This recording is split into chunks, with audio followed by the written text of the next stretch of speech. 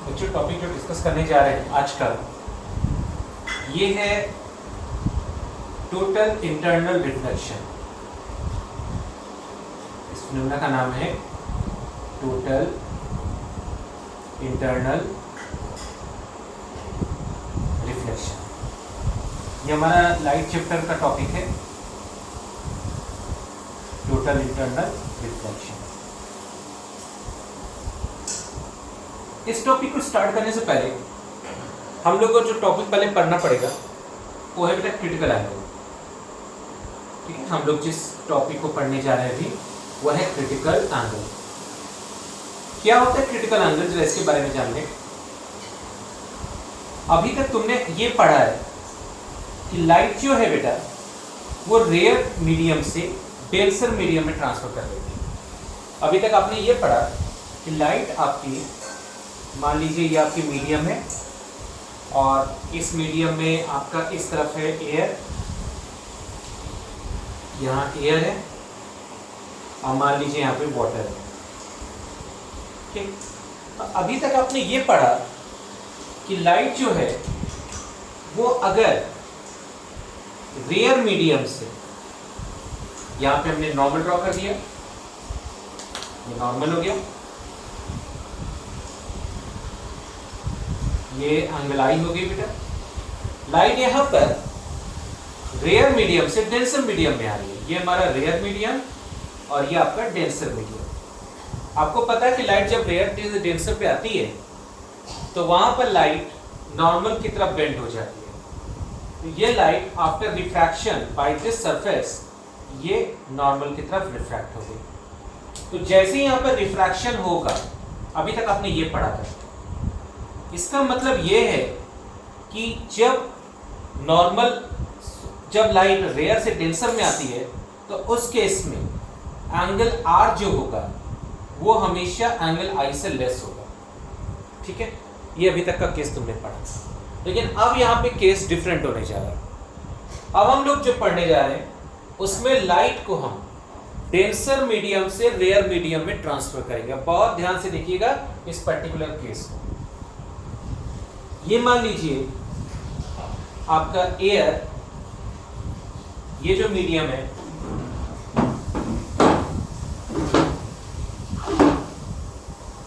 ये आपका एयर हो गया और ये आपका वाटर। ठीक, this one is rare medium and this one is denser medium. अब जरा इस पर्टिकुलर केस को देखिए। यहां पर लाइट पहले एक पर्टिकुलर एंगल से आ रही है, मान लीजिए आपके ये वाला एंगल है। ठीक, यहां पे हमने क्या ड्रॉ कर दिया बेटा, नॉर्मल ड्रॉ कर दिया। We have drawn normal. जब हम एंगल मेजर करते हैं तो मान लेते हैं ये एंगल आ रहा है 30 डिग्री। आपको पता है कि लाइट जब रेयर से डेंसर से रेयर में जाएगी तो वो नॉर्मल से अवे होती जाएगी। तो ये नॉर्मल से अवे हो गई।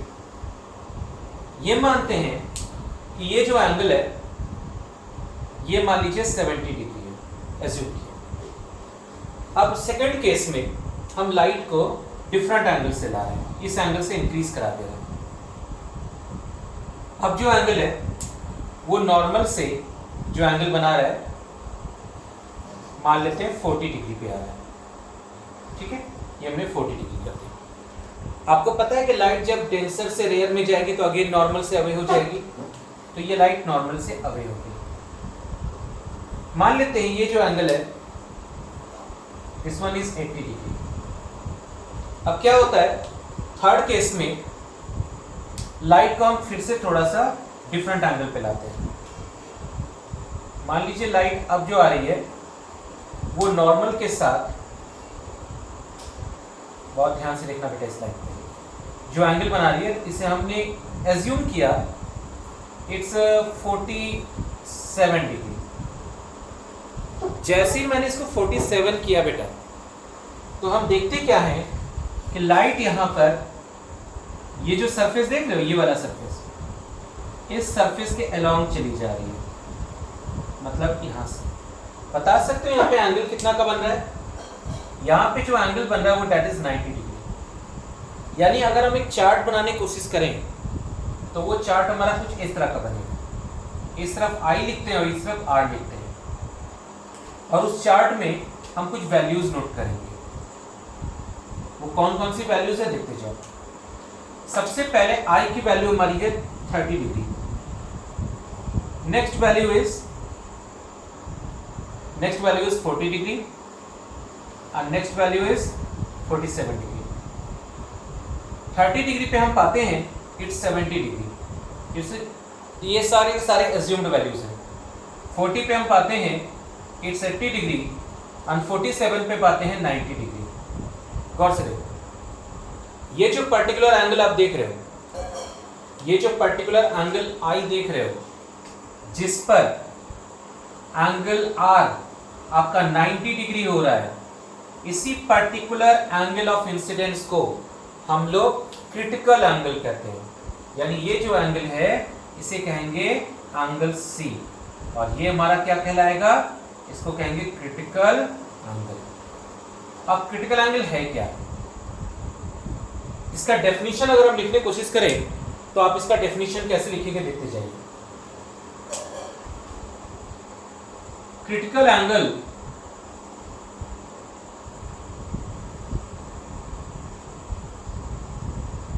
is that angle of incidence in denser medium such that angle R is equal to 90 degree. यानी angle of incidence, critical angle वो एंगल ऑफ इंसिडेंस है जब आपका एंगल R 90 डिग्री हो जाए। कब? when light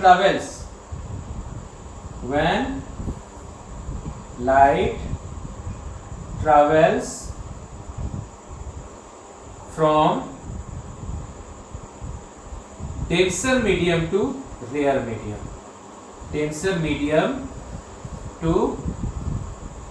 rare medium. आपको ये कॉन्सेप्ट बिल्कुल अच्छे से याद रखना चाहिए। डेंसर मीडियम से रेयर मीडियम में जब लाइट ट्रांसफर करेगी तभी ये आपका क्रिटिकल एंगल बनता है। तो यहाँ पर क्रिटिकल एंगल कितना है? Here critical angle is 47 degree. क्यों? क्योंकि एंगल ऑफ रिफ्रैक्शन यहाँ पे 90 डिग्री बन रहा है। ओके, एंगल R जो है एंगल ऑफ रिफ्रैक्शन वो 90 डिग्री है। तो ये तो हो गया बेटा आपका पर्टिकुलर केस। अब बता क्या रहे हैं, देखो ये एक नेचुरल वैल्यू है। क्रिटिकल एंगल जो है वो हर एक मटेरियल का डिफरेंट होता है और ये एक नेचुरल वैल्यू है। सपोज करो मैंने यहाँ पर कहा आपसे, अब जैसे एक पर्टिकुलर क्वेश्चन तुम्हें दे रहा है, ठीक है, उस क्वेश्चन से आपको समझ में आ जाएगा।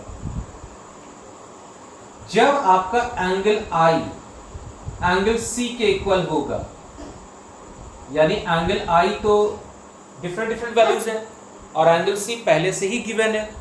जब आपका एंगल I एंगल C से मैच कर जाएगा, उस केस में एंगल R जो हो जाएगी बेटा वो 90 डिग्री हो जाएगी। एक क्वेश्चन से समझते हैं, जल्दी क्लियर हो जाएगा। बहुत अच्छे से समझने की कोशिश करना। हमने एक ट्रायंगल लिया है, ठीक है, मान लीजिए हमने एक वैल्यू ली और मैंने आपसे कहा, पहले से ही बोल दिया कि जो एंगल C है उसकी वैल्यू है 42 डिग्री। जो क्रिटिकल एंगल है उसकी वैल्यू है 42 डिग्री। अब हम यहां पर डिफरेंट लाइट रेज ला रहे हैं। एक लाइट रे यहां ला रहे हैं, एक लाइट रे यहां ला रहे हैं और एक लाइट रे यहां ला रहे हैं। तीनों का जो मैंने एंगल रखा है वो डिफरेंट रखा है। गौर से देखना, तीनों का एंगल मैंने डिफरेंट रखा है। यहां पे जो मैंने एंगल रखा है दिस इज 30 डिग्री। यहां जो मैंने एंगल रखा ये 42 डिग्री और यहां जो एंगल रखा ये रखा बेटा 40 डिग्री। आपको बताना है इन तीनों में से किसमें रिफ्रैक्शन होगा या क्या होगा। चलिए चेक करते हैं। यहां पर हम ये देख रहे हैं कि एंगल आई जो है ये है 30 डिग्री, जो आपका क्रिटिकल एंगल से लेस है। Critical angle is 42 and angle of incidence is 30 degree. तो एंगल आई जो है यहां पर वो लेस है एंगल सी से। और जब कभी ऐसा केस होता है कि एंगल आई एंगल सी से लेस हो जाए तो उस केस में लाइट का रिफ्रैक्शन होगा, मतलब लाइट बाहर चली जाएगी, यानी यहां पर रिफ्रैक्शन होगा। इस केस में देखते हैं एंगल आई इज 42 डिग्री, यहां एंगल आई 42 डिग्री है और एंगल सी इज 42 डिग्री। इसका मतलब यह है angle I and angle C both are equal, और जैसे ही दोनों इक्वल हो गए उस केस में लाइट क्या होगी, सरफेस के अलोंग चली जाएगी, मतलब यहां पे लाइट इस तरह से चली जाएगी। इसको रेड कलर से दिखाते रहे, इस तरह से एंगल कितने का बनेगा 90 डिग्री, मतलब यहां angle R is equal to 90 degree. Next case देखते हैं, यहां एंगल आई इज 40 डिग्री। अगर यहां एंगल आई 40 डिग्री है और यहां एंगल सी जो है 42 डिग्री है, हम ये चेक कर रहे हैं angle I is less than angle C, और जब ये लेस होगा तो वहां पे क्या होगा, लाइट में रिफ्रैक्शन होगा, मतलब ये रिफ्रैक्शन हो जाएगा। तो यहां पे रिफ्रैक्शन नाम की फिनोमेना हो जाएगी। तो आई होप आपको बेटा ये समझ में आ गया होगा सभी को कि क्रिटिकल एंगल और एंगल ऑफ इंसिडेंस अगर इक्वल हो रहे हैं तो वो लाइट सरफेस के अलोंग चली जाएगी। कुछ एक्सपेरिमेंट्स करते हैं इससे रिलेटेड और फिर उससे क्लियर हो जाएगा और भी चीजें।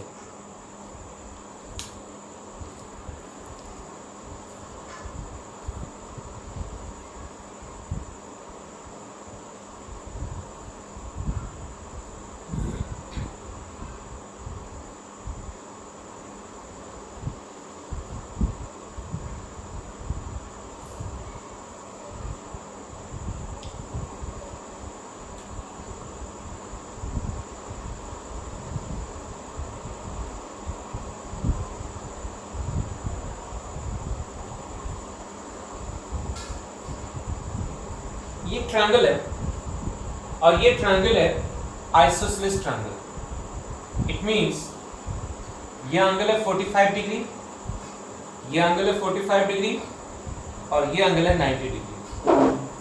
अब जो बताने जा रहे हैं गौर से देखिएगा। लाइट जो है इस सरफेस पर, अच्छा मैंने आपको बता दिया कि जो क्रिटिकल एंगल है angle see that is 45 degree. जो क्रिटिकल एंगल है उसकी वैल्यू हमने 45 डिग्री यहां पे रख दी। अब क्या होता है, ये सरफेस पर लाइट इस तरह से ट्रैवल कर रही है, ये लाइट ट्रैवल कर रही है, ठीक। इस वाले सरफेस पर, ये जो सरफेस देख रहे हो, इस सरफेस पे ये लाइट परपेंडिकुलर है, मींस 90 डिग्री का एंगल बना रही है। और जब भी इस वाले सरफेस पर या कोई भी सरफेस पर लाइट अगर नॉर्मली फॉल कर रही है, मींस इस वाले सरफेस के साथ 90 डिग्री का एंगल बनाती है, तो वो लाइट विदाउट डेविएशन, जैसे मान लीजिए ये आपके पास सरफेस है और इस सरफेस पे लाइट इस तरह से फॉल कर रही है, ये वाला लाइट इस वाले के साथ 90 डिग्री का एंगल बना रही है, तो विदाउट डेविएशन वो आगे बढ़ जाएगी, देयर इज नो रिफ्रैक्शन। तो इस वाले केस में भी लाइट क्या होगा, इस वाले सरफेस से आगे बढ़ जाएगी। लेकिन एक बात ध्यान रखना है कि इस लाइट को बस इसी वाले सरफेस तक हम लाइट पिलाएंगे, इसके आगे नहीं ले जाएंगे। इसके पीछे रीजन ये है, लाइट अब डेंसर मीडियम में पहुंच चुका है और डेंसर मीडियम में पहुंचने के बाद एक और सरफेस मिल रहा है, यानी ये पूरी संभावना है कि लाइट यहां से जाने के बाद या तो सरफेस के अलोंग चली जाएगी या फिर बाहर चली जाएगी, या क्या होगा, इसलिए आप इसको यहीं पे लाकर रोक देंगे। अब आपको क्या करना है, ध्यान दीजिएगा, एंगल्स को मेजर करना है।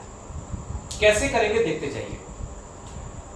अगर ये 90 डिग्री है तो ऑब्वियस सी बात है ये भी आपका 90 होगा, अगर ये 90 डिग्री है और ये 45 डिग्री है तो टोटल हुआ 135। और इस वाले ट्रायंगल में, ये जो ट्रायंगल आप देख रहे हैं, ये वाला ट्रायंगल, इस ट्रायंगल में all angle sum is 180 degree. तो इसका मतलब ये हुआ, ये जो एंगल होगा ये आपका 45 डिग्री होगा when you subtract from 180 minus 135। तो ये आपका 45 डिग्री हो गया। अब हमें क्या करना है, हमें चेक करना है कि लाइट आगे कैसे जाएगी। तो आप याद रखिएगा, जिस वाले सरफेस पर लाइट फॉल हो रही है, जैसे ये वाला सरफेस है ना, और इस वाले सरफेस पर ये वाली लाइट इस पॉइंट पे फॉल हो रही है, तो आपको यहां पर एक नॉर्मल ड्रॉ करना है। अब नॉर्मल क्या होता है एक बार समझाते हैं। जैसे मान लीजिए ये आपके पास एक लाइन है, सरफेस है, और लाइट आपके इस तरह से फॉल हो रही है। तो इस वाले पॉइंट पर आपको एक लाइन ड्रॉ करना है जो इस वाले सरफेस के साथ 90 डिग्री बनाए। मतलब अगर ये सरफेस है तो हमें कैसे लाइन ड्रॉ करनी है जो इसके साथ 90 डिग्री बनाए। तो यहां पर हम एक लाइन ड्रॉ करेंगे और ये जो होगा ये 90 डिग्री हो जाएगा। ठीक है, तो इसे कहते हैं नॉर्मल। तो आपको इस पॉइंट पर एक नॉर्मल ड्रॉ करना है जो इस वाले सरफेस के साथ 90 डिग्री बनाए। तो याद रखिएगा 90 डिग्री कुछ ऐसा बनेगा।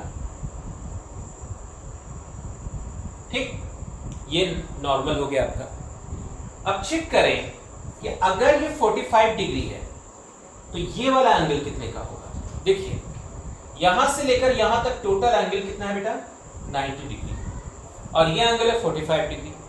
तो 90 में से 45 माइनस करोगे तो ये एंगल आ जाएगा 45 डिग्री। अब ये एंगल हो गया 45 डिग्री। गौर से देखिएगा, यही है angle of incidence. Angle of incidence वो एंगल होता है जो नॉर्मल और इंसिडेंट रे के बीच में बनता है। दिस इज इंसिडेंट रे और ये नॉर्मल है। ये आपका एंगल ऑफ इंसिडेंस नहीं है, एंगल ऑफ इंसिडेंस ये है, क्योंकि नॉर्मल और इंसिडेंट रे के बीच में ये एंगल बन रहा है। तो यहां पर हम चेक करेंगे कि एंगल आई जो है, यहां पर चेक करेंगे बेटा, इस जगह पर यहां एंगल आई आपका है 45 डिग्री, और क्वेश्चन में एंगल सी कितना दिया हुआ है, क्वेश्चन में दिया है एंगल सी 45।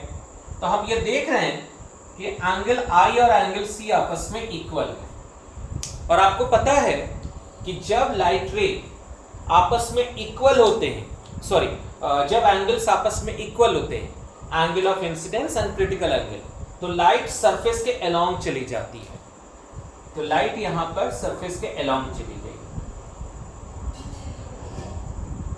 कितने का एंगल बनाते हुए गई बेटा, 90 डिग्री का। समझ गया, ये आपका पहला केस हुआ। आई होप ये बात समझ में आ गई होगी सभी। एक और क्वेश्चन देखते हैं इसी पर बेस्ड। ये क्वेश्चन है,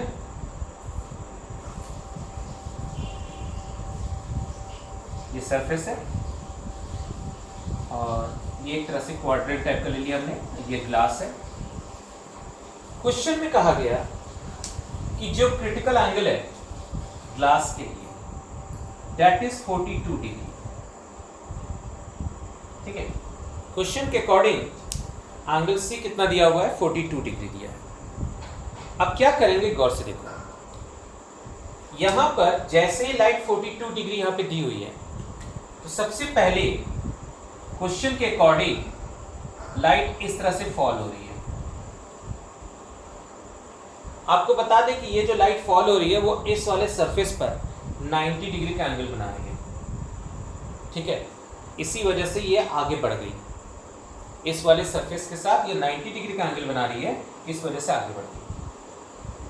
इस जगह पर, यहां पर जब हम नॉर्मल ड्रॉ करेंगे तो आप, ये एंगल गिवन है, ये जो एंगल दिया हुआ है दैट इज 48 डिग्री। ठीक है, ये 48 डिग्री दिया हुआ है। अब आपको इसको कंप्लीट करना है, इस डायग्राम को कंप्लीट करना है। गौर से देखिए, हमें कंपैरिजन हमेशा एंगल ऑफ इंसिडेंस और क्रिटिकल एंगल को करना चाहिए। यहां ये एंगल ऑफ इंसिडेंस नहीं है, ये तो आपका नॉर्मल एंगल है, मतलब ऐसा एंगल है जो इस सरफेस पर बना रही है, और एंगल ऑफ इंसिडेंस हमेशा नॉर्मल और इंसिडेंट रे के बीच में बनाते हैं। तो ये आपका एंगल ऑफ इंसिडेंस होगा। ये कैसे पता करेगा, देखो ये टोटल यहाँ से यहाँ तक है 90 डिग्री और यहाँ से यहाँ तक है 48 डिग्री। तो 90 से 48 माइनस करेंगे तो दैट इज 42 डिग्री। अब गौर से देखो, यहाँ एंगल आई है 42 degree, this is angle I, this is angle I, और ये है critical angle. Angle I is equal to angle C. और जब आपको पता है कि एंगल आपस में इक्वल होते हैं तो वहां पे लाइट सरफेस के अलॉन्ग चली जाती है। यहाँ पे लाइट बेटा सरफेस के अलॉन्ग ऐसे चली जाएगी 90 डिग्री बना के। चलो, आई होप आप सबको बेटा ये वाला पूरा टॉपिक समझ में आ गया होगा, क्रिटिकल एंगल का पूरा केस। अब हम एक रिलेशन बताने जा रहे हैं। ये रिलेशन है क्रिटिकल एंगल और रिफ्रैक्टिव इंडेक्स के बीच में, ठीक है। चलिए देखते हैं।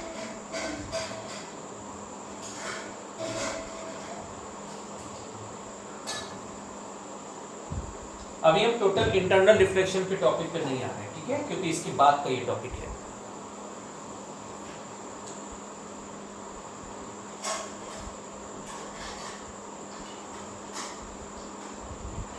रिलेशन बिटवीन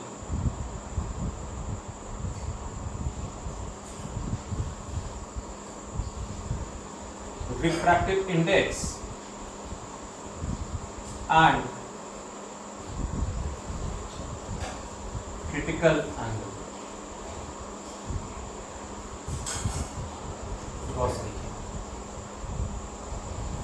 पहले हम लोग क्या करते हैं, मीडियम बना लेते हैं।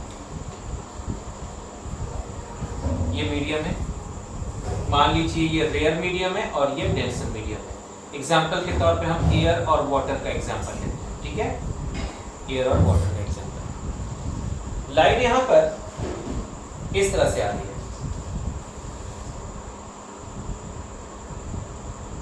यहां पर जो एंगल दिया हुआ है वो दिया हुआ है, नॉर्मल जब ड्रॉ करते हैं, यहां जो एंगल गिवन है ये गिवन है, एंगल आई और एंगल सी आपस में इक्वल है, ये कंडीशन गिवन है। और जब ऐसा हुआ, यानी ये लाइट जो इस सरफेस पे आ रही है वो कुछ इस तरह से आ रही है कि जो क्रिटिकल एंगल होगा उसी के बराबर एंगल आई है।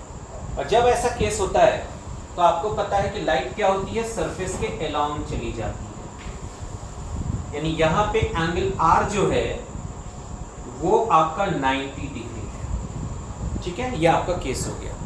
चलिए अब इसको प्रूफ करते हैं। देखिए लाइट यहाँ पे किधर से किधर जाएगी, लाइट यहाँ पर वाटर से एयर की तरफ जाएगी। तो जब लाइट वाटर से एयर की तरफ जाएगी तो हम इसको क्या लिखेंगे, इसको लिखेंगे W म्यू A और यहाँ लगाएंगे Snell's law, sine I upon sine are.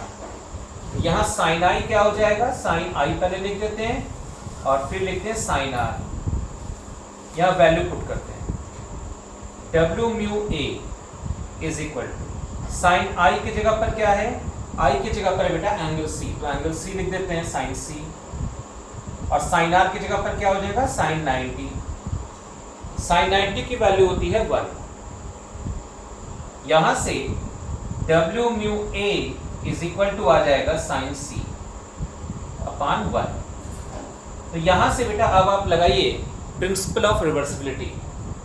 तो प्रिंसिपल ऑफ रिवर्सिबिलिटी क्या कहता है, प्रिंसिपल ऑफ रिवर्सिबिलिटी के अकॉर्डिंग W म्यू A जो होगा वो इक्वल होगा 1 अपॉन A म्यू W के। समझ गए?